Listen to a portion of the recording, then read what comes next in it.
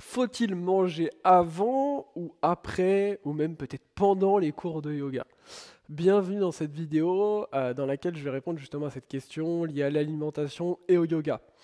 Il y a quelques semaines, je vous avais sorti une vidéo où j'expliquais la diète à avoir quand on pratiquait le yoga. Si vous ne l'avez pas encore vue, je vous invite après cette vidéo à vous abonner à la chaîne et à aller rechercher sur ma chaîne YouTube directement cette autre vidéo qui est complémentaire avec celle-ci.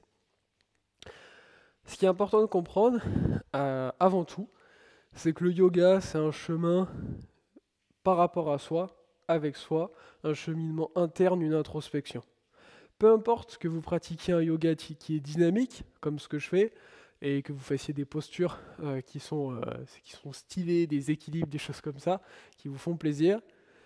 Peu importe que vous fassiez du yoga simplement pour être assis en position de méditation, ou que vous fassiez du yoga simplement parce que vous avez, je sais pas, des problèmes de dos et que vous avez envie de faire du yoga pour justement ramener un peu de bien-être dans votre dos, peu importe la raison qui vous amène au yoga.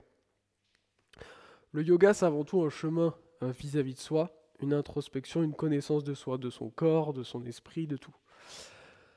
Par rapport à ça, ce qu'il faut comprendre, c'est que l'alimentation peut avoir un rôle important là-dedans. L'alimentation, ce qu'il faut comprendre avec la nourriture, c'est que c'est un petit peu comme on pourrait qualifier au yoga comme un des deux, je dirais, un des deux carburants qui nous ramènent de l'énergie dans notre quotidien. Une voiture, on lui met de l'essence pour qu'elle puisse rouler.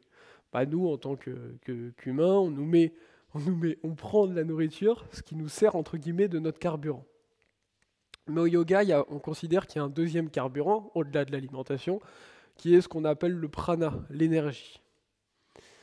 Par rapport à ça, ce qu'il faut comprendre, c'est que plus votre alimentation déjà, avant de se demander à quelle heure il faut manger, etc., plus votre alimentation sera qualitative, plus votre niveau d'énergie pourra être élevé. D'accord ? J'ai pas dit qu'il fallait absolument que vous ayez une alimentation parfaite. Moi, le premier, je suis loin d'avoir une alimentation qui est 100% parfaite. L'idéal, ce serait d'habiter dans un endroit où il n'y a rien qui est pollué, où on peut faire pousser nos propres aliments et manger que nos propres aliments. Évidemment, c'est compliqué pour tout le monde. Donc, là déjà, la qualité de l'alimentation va être importante. Et ensuite, le fait de se détacher aussi de la nourriture, de ne pas constamment manger, ça va pouvoir aider à faire monter un peu son niveau d'énergie et pas avoir constamment notre énergie interne qui va être aussi utilisée à la digestion. Quand vous mangez plusieurs fois par jour, je vais vous prendre l'exemple, je sais pas, d'un bodybuilder qui va manger 6-7 fois par jour. En fait, notre système digestif, il est constamment en train de travailler pour tout simplement digérer, ce qui fait que notre niveau d'énergie baisse. A l'inverse, moi, par exemple, la diète que j'ai en place, c'est la diète OMAD. Ça veut dire one meal a day. Ça veut dire que la majorité du temps, en fait, je mange une fois par jour. Ce qui veut dire qu'il y a un repas et après, il y a 23 heures pendant 23 heures, je ne mange pas. Ce qui permet à mon corps de pouvoir utiliser l'énergie pour se régénérer, en fait, réellement, et pas utiliser tout pour la digestion. Et ça permet également d'être plus dans une forme d'introspection, d'être moins connecté à la nourriture. Et même si on ne se rend pas compte, on est quand même beaucoup connecté à la nourriture dans notre quotidien.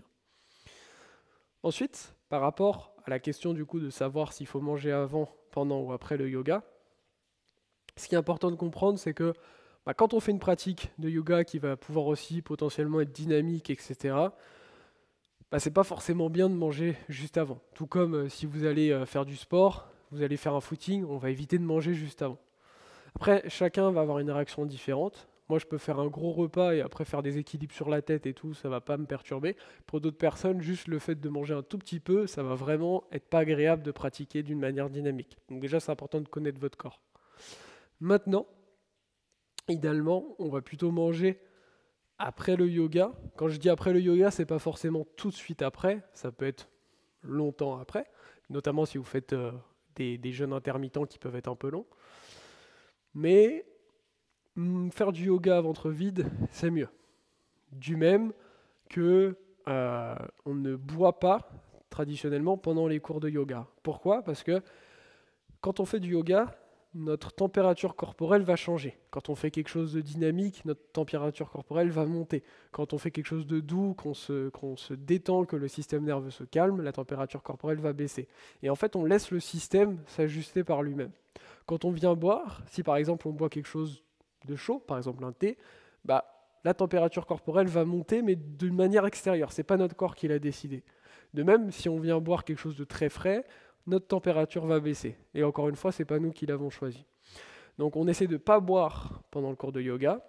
On ne mange pas, évidemment, pendant le cours de yoga. C'est un petit peu une blague au début. Et on essaie de ne pas manger avant, mais surtout juste de manger après.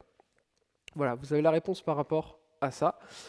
Je vous réponds en ce moment à une question par semaine sur ma chaîne YouTube. Donc si vous n'avez pas vu les précédentes, allez les voir. Et n'oubliez pas de vous abonner et d'activer la petite cloche pour ne pas louper les prochaines vidéos. Namasté.